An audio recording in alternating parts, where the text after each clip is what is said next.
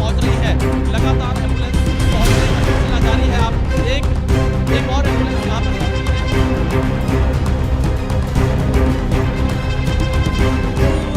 गिर के उसको चच्चा को मार दिया। यहाँ पर नहाने घाट पर, गंगा जी के घाट पर। उत्तर प्रदेश स्थित प्रयागराज महाकुंभ में दूसरे अमृत स्नान यानी मौनी अमावस्या से पहले भगदड़ मची।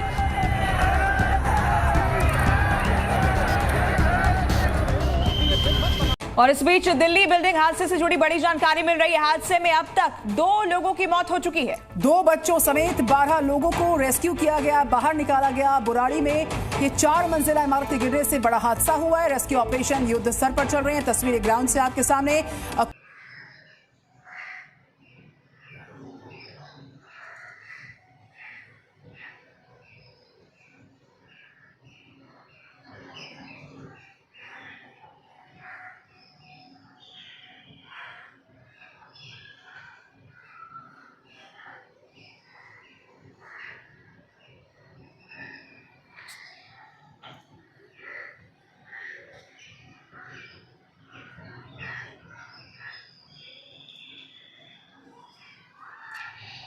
सभी को प्रेज लॉर्ड जय मसीह की, सभी को प्रेज लॉर्ड जय मसीह की। परमेश्वर की जीवित हजूर में आप सभी का स्वागत है।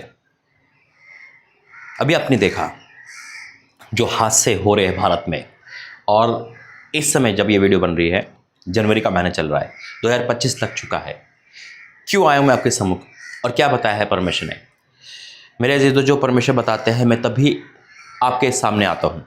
और ये भारत के लिए, ये जितने भी भारत में हैं, हम प्रार्थना करेंगे। दुख है, कहीं हादसे होते हैं, कहीं ऐसे एक्सीडेंट होते हैं या कहीं आग लगती है, तो उसका दुख हमें होता है।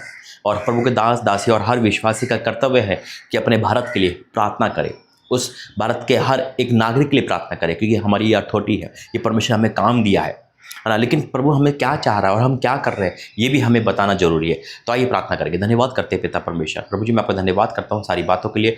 आप होने से पहले बताते हुए मैं आपका धन्यवाद करता हूँ। जो भी हो रहा है पिता, या पहले से बता चुके थे कि ऐसे ऐसे हादसे होंगे और वो हादसे हम देख रहे हैं पिता परमेश्वर। प्रभु जी, आपने कहा 2025 में मृत्यु का आंकड़ा बढ़ेगा, और ऐसा हो रहा है। नई नई बीमारियां, इमारतें गिरना, हर एक भविष्यवाणियां, हर एक बताना आपका पूरा हो रहा है। मैं आपका धन्यवाद करता हूँ उस पापी मनुष्य को आपने चुनकर यहाँ तक पहुँचाया है प्रभु जी पिता, क्योंकि जब हम तेरे लहू से धुलते तो तू हमें पिता स्वर्गमंडल में आके आगे पहुँचाता है। मैं आपका धन्यवाद करता हूँ। मेरे बोलने पर तेरा पैरा हो, यीशु मसीह के नाम से आमीन। खुदा का धन्यवाद करता हूँ मेरे अजीजों। दूसरी बात, परमेश्वर मुझे विजिट पे ले आते हैं और अद्भुत काम उन जगहों पे करते हैं। अभी मैं एमपी में जाने वाला हूँ।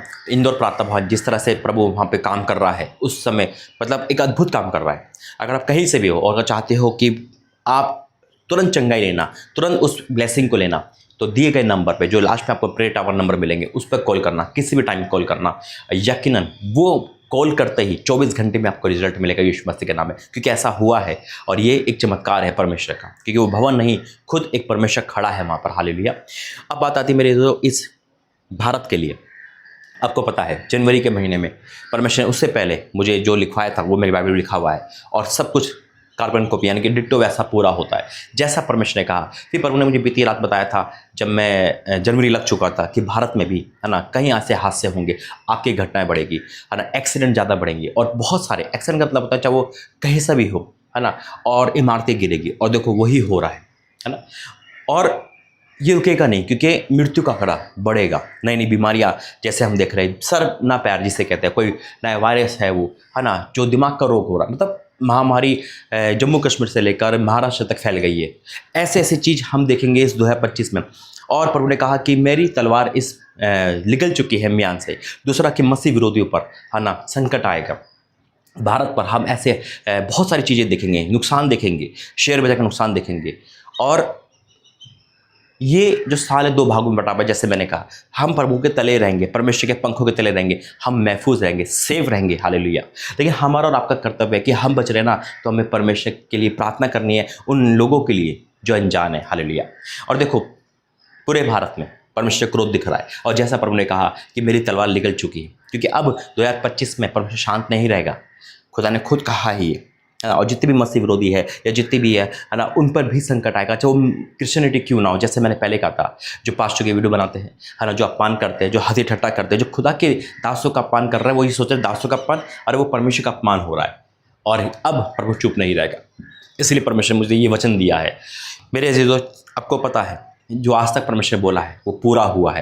तो मैं डिक्लेयर ये करता हूँ कि परमेश्वर अपने क्रोध को, परमेश्वर में प्रार्थना करता हूँ परमेश्वर पे क्रोध को शांत कर, फिर भी हमारी नहीं आपकी इच्छा पूरी हो। और मैं डिक्लेयर करता हूँ कि जितनी भी भविष्यवाणियाँ इस ब्लेसिंग की है और वो 2025 में पूरी होगी, चाहे वो अपने मकान की है, चाहे वो धन संपत्ति की, चाहे वो संतान की है, चाहे वो कोई सी भी है, परमेश्वर आपके जीवन में पूरा करेगा। और जितने भी ये सब जो भविष्यवाणी हुई है ना, उसे हम और आप देखेंगे पूरा होते हुए। लेकिन मैं जब भी संकट की भविष्यवाणी होती है तो मैं हर चीज़ एक बार ये बोलता हूँ कि आप दया मांगे।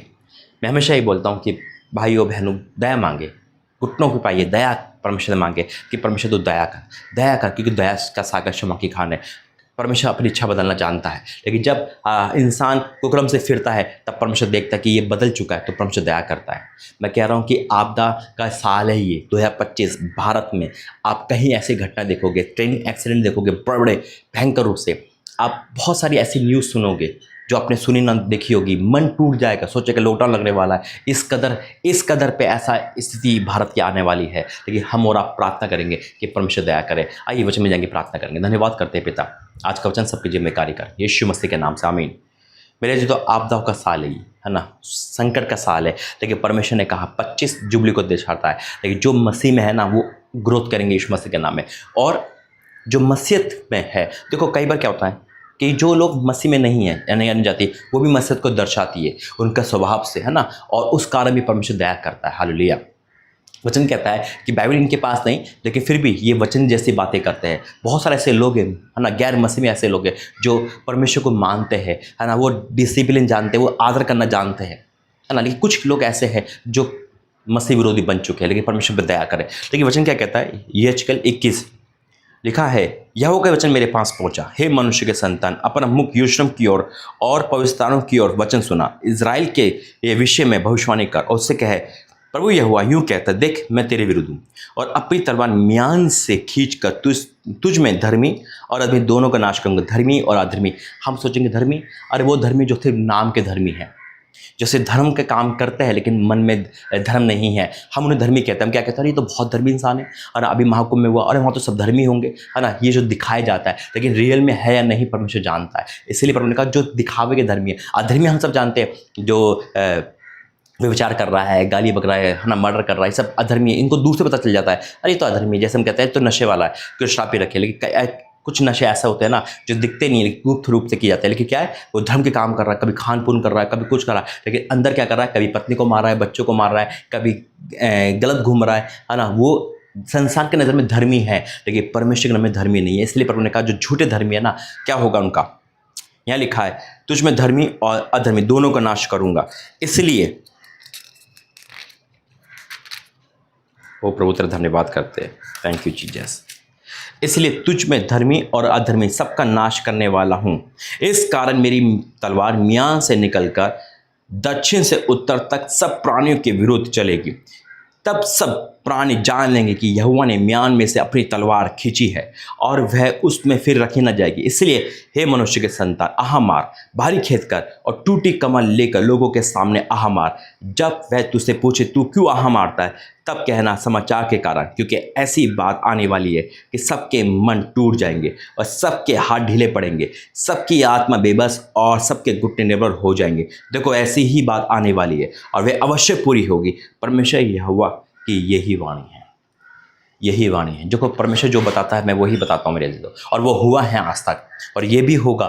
ठीक है, उससे पहले हम प्रार्थना करेंगे। तो आइए प्रार्थना करते हैं, धन्यवाद करते हैं पिता। प्रभु तू दया सागर क्षमा की गान है, तेरा क्रोध हम देख रहे हैं और जो अभी स्टार्टिंग में हो चुका है पिता, हर एक जगह पे तेरा क्रोध आ रहा है पिता। लेकिन तू शांत कर प्रभु जी, अपने क्रोध को शांत कर। फिर भी हमारी नहीं आपकी इच्छा पूरी हो पिता। आने वाली बातें आपने में इसलिए बताते हो ताकि हम सेफ रह सके और आप हमें सुरक्षा दे सको पिता। हम तो बच जाएंगे, लेकिन पिता हम ये प्रार्थना करते हैं पिता, हमारी प्रार्थना सुन के उनकी भी रक्षा कर जो तुझे नहीं जानते पिता। सब तेरी संतान है पिता परमेश्वर। तो दया मांगता हूँ उस भविष्यवाणी पे, फिर भी हमारी नहीं आपकी इच्छा पूरी हो, यीशु मसीह के नाम से आमीन। गॉड ब्लेस यू, जय मसीह।